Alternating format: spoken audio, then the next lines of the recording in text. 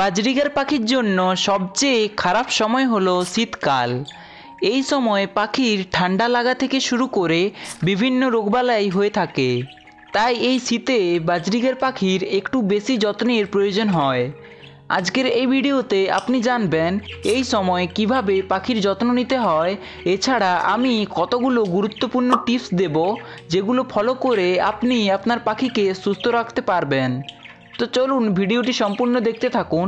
তার আগে আমার চ্যানেলে যারা নতুন এসেছেন অতি অবশ্যই একটা সাবস্ক্রাইব করবেন, কারণ আপনাদের একটা সাবস্ক্রাইব আমাকে ভিডিও বানাবার জন্য অনেকটাই মোটিভেট করে।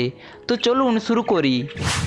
টিপস নাম্বার 1, সঠিক স্থান। প্রথমেই আপনাকে পাখি রাখার জন্য এমন একটা স্থান নির্বাচন করতে হবে যেখানে দিনের বেলায় আলো আসে আর ঠান্ডা বাতাস আসে না। অর্থাৎ আপনি এমন স্থানে পাখিকে রাখবেন যেখানে কোনো রকম ঠান্ডা বাতাস চলাচল করে না। আপনার যদি স্পেস কম থাকে তাহলে আপনি আপনার রুমে পাখিকে রাখতে পারেন। টিপস নাম্বার 2, খাঁচা ঢেকে রাখা।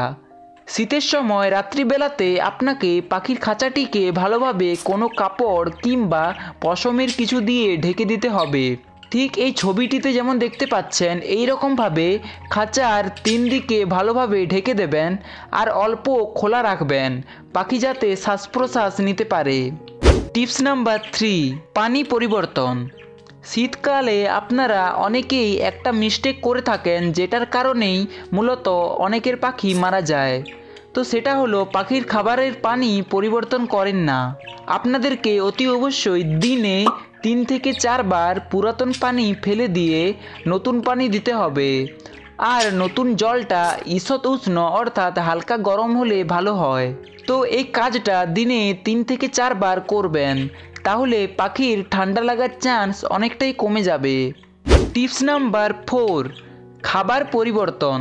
আপনারা যারা বাজরিগার পাখি পালনে নতুন, অনেকেই জানেন না যে সময় সময় পাখির খাবারে পরিবর্তন আনতে হবে। শীতকালে আপনারা পাখিকে যে রেগুলার সিড মিক্স দেন সেটাতে সামান্য পরিমাণ সূর্যমুখীর বীজ অ্যাড করতে পারেন। এতে করে কি হয়, আমরা সবাই জানি সূর্যমুখীর বীজ তেল জাতীয় বীজই, তাই এটা পাখির শরীরে গিয়ে পাখির শরীরকে গরম রাখতে সাহায্য করে। তাতে করে পাখির ঠান্ডা লাগার সম্ভাবনা অনেকটাই কমে যায়। এখানে একটা সতর্কতা আছে, এই সূর্যমুখীর বীজ প্রয়োজনের বাইরে ব্যবহার করা চলবে না। অর্থাৎ আপনি 500 গ্রাম চিনার সাথে 100 গ্রাম কিংবা 50 গ্রাম পরিমাণ সূর্যমুখীর বীজই ব্যবহার করতে পারেন। তো এই ছিল শীতকালে কতগুলো পরিচর্যা। আশা করি এই পরিচর্যাগুলো গ্রহণ করলে আপনাদের পাখির কোনো রকম ক্ষতি হবে না। তো ভিডিওটি ভালো লাগলে প্লিজ একটা লাইক করবেন, আর চ্যানেলে যারা নতুন এসেছেন অতি অবশ্যই একটা সাবস্ক্রাইব করবেন, কারণ আপনাদের একটা সাবস্ক্রাইব আমাকে ভিডিও বানাবার জন্য অনেকটাই মোটিভেট করে। তো চলুন আপনার শখের পাখির সুস্থতা কামনা করে আজকে এখানেই বিদায় নিচ্ছি। দেখা হবে অন্য কোনো একটা ভিডিওতে। টাটা।